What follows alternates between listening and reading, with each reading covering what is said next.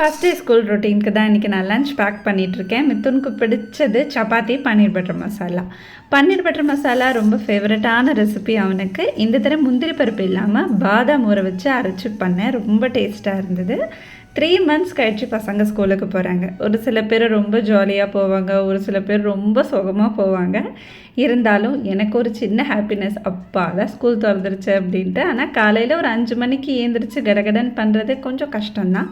இருந்தாலும் டெய்லி என்ன பண்ணலாம், டெய்லி ஏதாவது ஒரு ரெசிபி பண்ணணுமே, அதுவே தான் மைண்டில் ஓடும் நமக்கு. அந்த மாதிரி யோசித்து ஃபஸ்ட்டு டே இன்றைக்கி மித்தன் குட்டிக்கு பிடிச்சது தான் நான் பண்ணேன். அவன் ஏந்திரிச்சு வரும்போது அவனுக்கு பிடிச்ச டிஷ் எல்லாமே இருக்கணும்னு தான் நான் செஞ்சேன். அவனுக்கு இட்லி பூண்டு சட்னி ரொம்ப பிடிக்கும். ஒரு 2 இட்லி சேர்த்தே சாப்பிடுவாங்க பசங்க. இந்த மாதிரி பூண்டு சட்னி ட்ரை பண்ணி பாருங்கள். So first day school routine உங்கள் வீட்டில் எப்படி போச்சு? பசங்க என்ன ஃபீல் பண்ணாங்க? என்னெல்லாம் சொன்னாங்கங்கிறத கமெண்ட்டில் சொல்லுங்கள்.